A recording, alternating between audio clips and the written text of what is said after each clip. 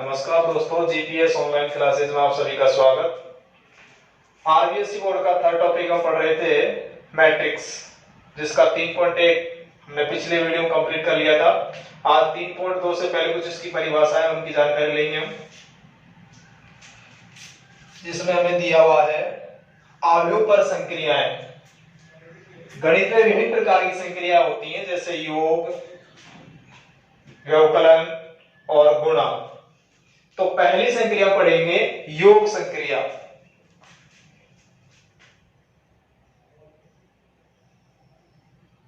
Third topic चल रहा है, इसकी परिभाषा है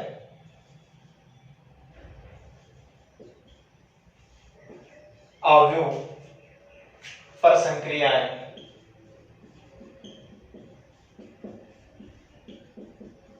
आव्यूह पर संक्रियाएं, इसकी विभिन्न संक्रियाएं हैं। पहली संक्रिया नोट करेंगे हम, योग संक्रिया।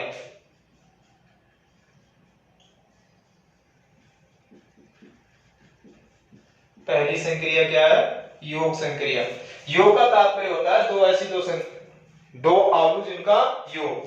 तो इसकी परिभाषा है दो आव्यूह ए व बी योग के लिए, दो आव्यूह ए व बी योग के लिए अनुकूलनीय होंगे। अनुकूलनीय होंगे यदि उनका क्रम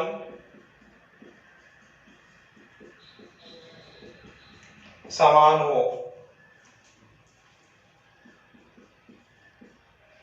तो यानी दो आव्यूह योग के लिए अनुकूल्य होंगे यदि उन दोनों का क्रम कैसा हो? समान हो।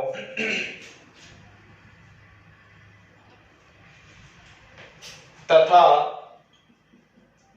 योग को a प्लस बी के रूप में व्यक्त करते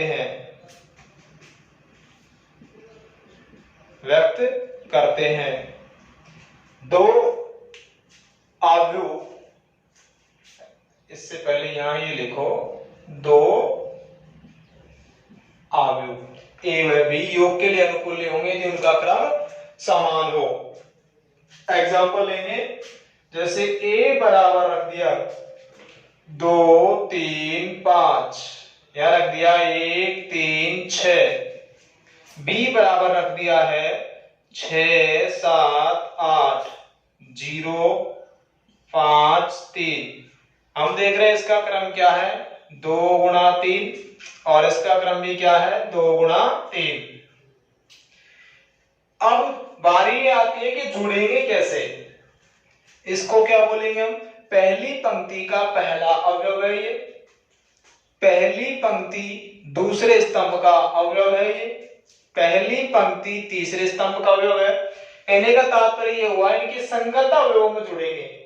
जैसे A11 का संगत होगा B11, तो इसमें साइड में एक लाइन और लिख दें, A प्लस बी के लिए आपको क्या करना होगा? 2 प्लस 6 संगत अवयव हो गया, 3 प्लस 7 और 5 प्लस 8, 1 प्लस 0, 3 प्लस 5 और 6 प्लस 3। इसका फाइनल मान आता है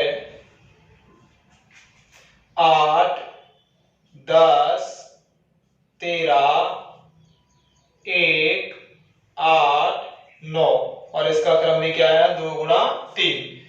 यानी यहां लिखना चाहते तो एक लाइन और लिख दो, दो आव्यूह ए व बी योग के लिए अनुकूल्य होंगे यदि उनका क्रम समान हो, तथा योग ए प्लस, योग को लिखो, योग को a प्लस बी के रूप में व्यक्त करते हैं।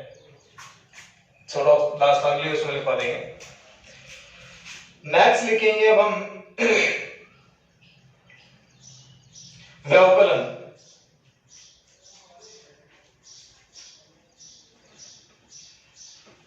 सेकेंड टाइप है इसका व्यवकलन। व्यवकलन का अर्थ होता है घटाना।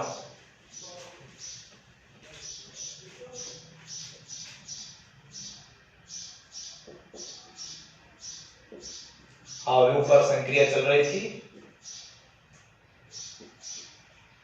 थोड़ा बड़ा लिख देते हैं। व्यवकलन, व्यवकलन के लिए भी सेम इसी प्रकार होगा। दो अवयव व्यवकलन के लिए अनुकूल्य होंगे यदि उनके संगत क्रम या फिर उनका क्रम समान हो। तो इसको लिख देता हूं मैं,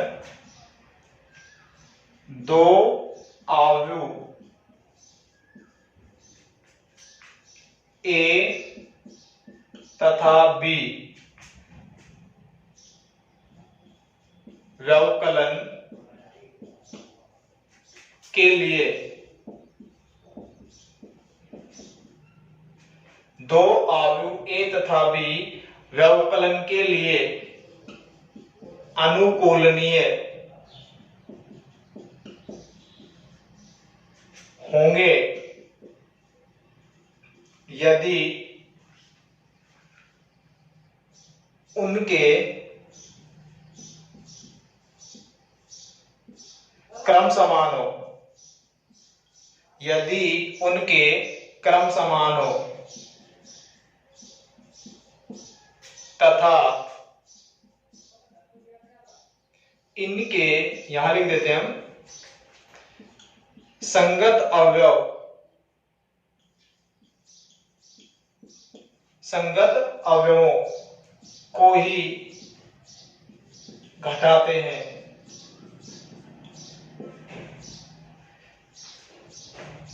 इसे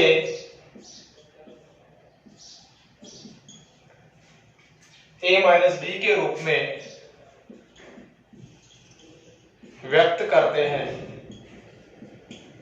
व्यक्त करते हैं। ये हो गया आपका व्यवकलन। एग्जाम्पल रखेंगे इसके, दो अवयव रख लेते हैं समान क्रम के। ए अवयव हो गया मेरे पास 5 6 7 3 9 4। एक बी अवयव रख देते हैं 8 3 2 11 6 3। अब मुझे ज्ञात करना है यहाँ पर इन दोनों का व्यवकलन a माइनस बी। क्या ज्ञात करना है इनका व्यवकलन a माइनस बी। कैसे ज्ञात करेंगे? या तो दोनों अवयवों को लिख के इनके बीच में माइनस का चिन्ह लगाएं या फिर इसको डायरेक्ट हल कर लेंगे। तो डायरेक्ट हल करने का तरीका ये है, a11 इसका संगत अवयव हो जाएगा b11। तो a11 में से मैं केवल b11 की वैल्यू को घटाऊंगा। 5 minus 8 6 minus 3 7 minus 2 3 minus 11 9 minus 6 4 minus 3। इसका फाइनल उत्तर देंगे अब हम। 8 में से 5 लेस कर दो, क्या आया? माइनस के 3 प्लस के 3 5। इनका क्रम भी नोट कर दो साथ में।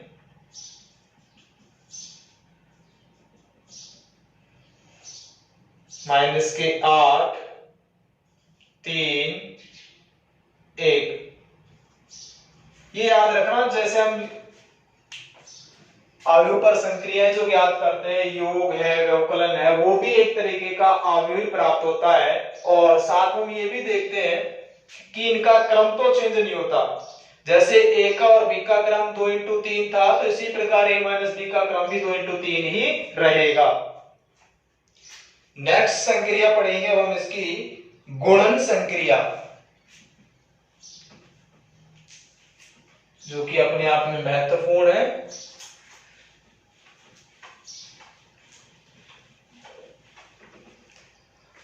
अवयव पर संक्रियाएं थी।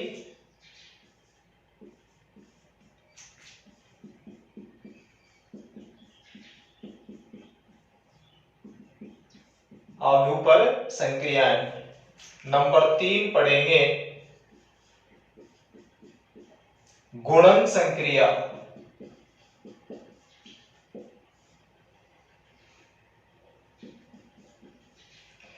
इसकी डेफिनेशन पढ़ेंगे, दो आव्यूह ए तथा बी गुणन के लिए अनुकूलनीय होंगे यदि ए के स्तंभों की संख्या तथा बी के पंक्तियों की संख्या बराबर हो तो आपस में दोनों गुणन के लिए अनुकूलनीय होंगे। देखो मैं बता देता हूं एक बार, जैसे ए आई जे दो आव्यूह हैं वर्तमान मेरे पास, ए और एक है बी। मुझे ए इंटू बी याद करना है, तो याद रखना इसको प्रदर्शित करते हैं हम ए आई जे से और इसको प्रदर्शित कर रहे हैं बी आई जे से। तो इसके तो स्तंभों की संख्या और इसके पंक्तियों की संख्या कैसी होनी चाहिए, बराबर, तो ही वो संक्रिया गुणन के लिए अनुकूल होगी, अन्यथा नहीं। जैसे मैंने लिख दिया बी इंटू ए या फिर बी ए डायरेक्ट लिख दिया, क्रॉस डॉट प्रोडक्ट में अंतर होता है ना।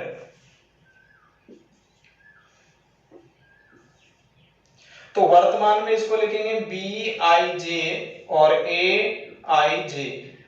जो पहली आव्यूह है उसके तो स्तंभों की संख्या और जो दूसरा आव्यूह है उसकी पंक्तियों की संख्या बराबर होना जरूरी है, तो ही ये गुणन के लिए अनुकूल होंगे, अन्यथा नहीं। तो इसको मैं लिखता हूं, दो आव्यूह ए तथा बी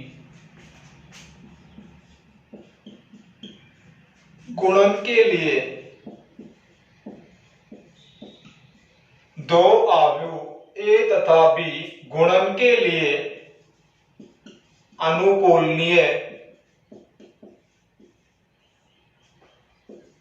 अनुकूलनीय होंगे यदि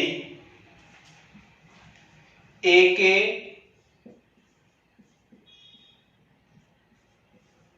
स्तंभों की संख्या, ए के स्तंभों की संख्या व बी के पंक्तियों की संख्या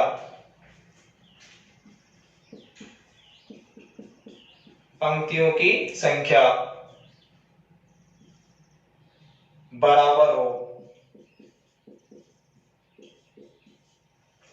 दो आव्यूह ए तथा बी गुणन के लिए अनुकूलनीय होंगे यदि ए के स्तंभों की संख्या व बी के पंक्तियों की संख्या बराबर हो। तो इनका गुणन भी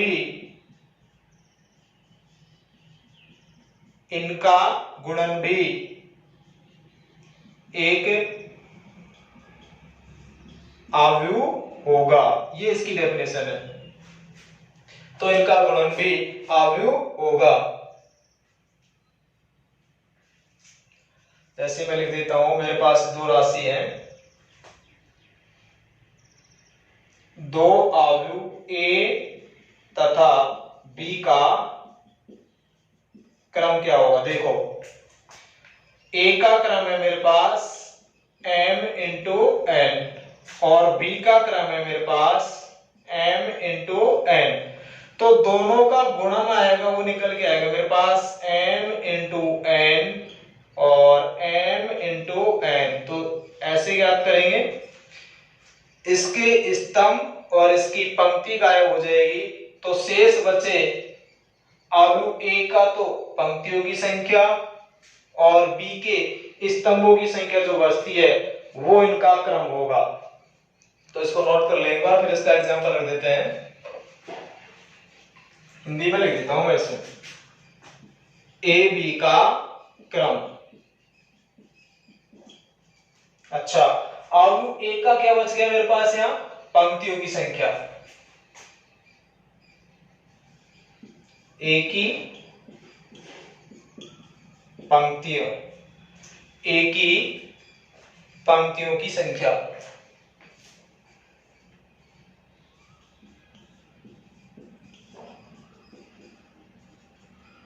इनटू बी के स्तंभों की संख्या। ये आपका अवयव है इसका क्रम। एक एग्जांपल लेके मैं समझाऊंगा कैसे इसको क्रॉस करना है। जैसे मिटा देता हूं इसकी परिभाषा को। तो दो अवयव ए तथा बी गुणन के लिए अनुकूल्य होंगे यदि ए के स्तंभों की संख्या व बी के पंक्तियों की संख्या बराबर हो और इनका गुणन भी एक क्या होता है, अवयव होता है। इसे मिटा देता हूं मैं, एक एग्जांपल ले लेता हूं इधर। देखो जैसे ए आपको मैंने रख दिया है A11 A12 B11 B12, इसका क्रम है ए में प्रदर्शित करो इनको सबको, A21 A22, ठीक। इसी प्रकार भी आलू रख दिया B11 B12 B21 B22। वर्तमान में मैंने क्या किया है, दोनों के क्रम समान रख दिए हैं, ए का भी 2 गुणा 2 और बी का भी 2 गुणा 2, जबकि इसकी डेफिनेशन ये थी इसके स्तंभ और इसकी पंक्ति समान होना जरूरी है, तो ये गुणन के लिए अनुकूल्य होगा। वर्तमान हम देख रहे हैं इसके स्तंभों की संख्या 2 और इसकी पंक्तियों की संख्या कितनी है, 2, तो ए बी का क्रम निकल के आएगा।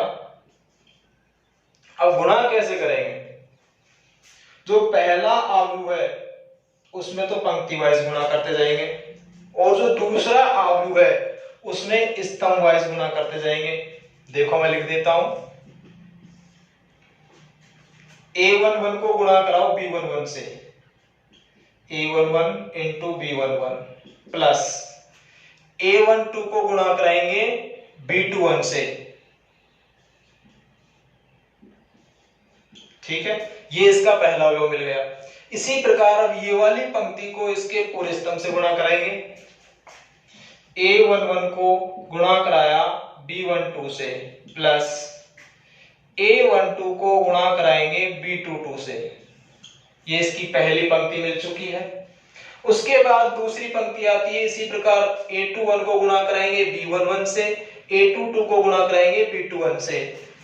अच्छा, A21 B11 plus A22 B21, इसका अवयव मिल गया। इसी प्रकार इसको ज्ञात करेंगे, A21 B12 plus A22 B22, तो इसका क्रम भी क्या बचा दोस्तों, 2 गुणा 2। देखो यहां इनका क्रम छुप जाएगा, बाकी बचा मेरे पास 2 इंटू 2। अब एक एग्जांपल रख देते हैं, उससे समझाएंगे।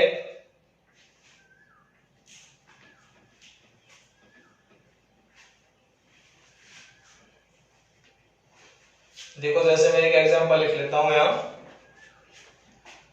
A बराबर लिख दिया मैंने 1 3 2 5, B बराबर लिख दिया है 7 0 6 1।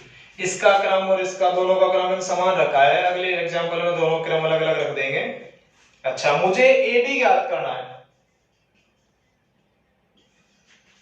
तो कैसे ज्ञात करेंगे, जो पहला अवयव है उसमें तो पंक्ति वाइज चलते जाएंगे और दूसरा अवयव उसमें स्तंभ वाइज।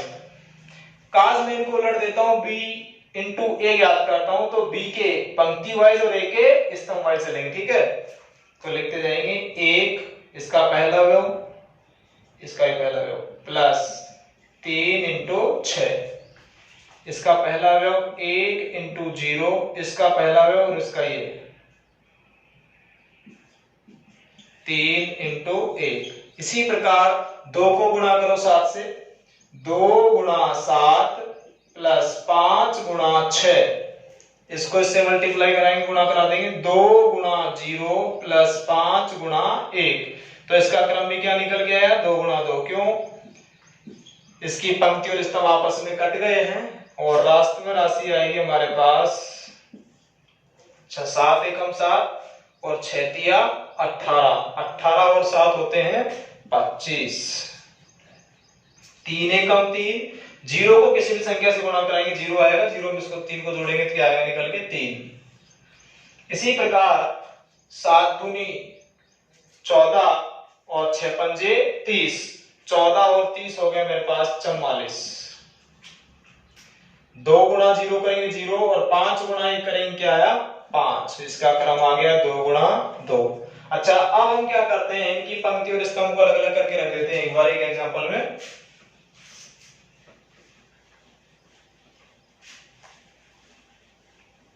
जैसे मैं रख देता हूं यहां 1 2 1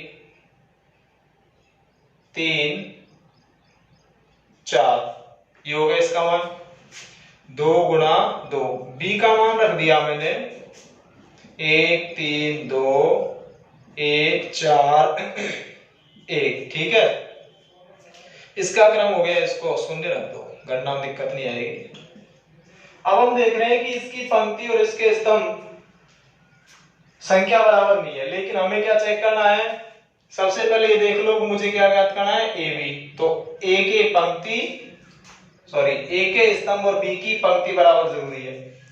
तो ए का स्तंभ कितना है मेरे पास 2 और बी की पंक्ति कितनी है 2, बराबर है, तो इनमें गुणन संक्रिया अनुकूल्य होगी।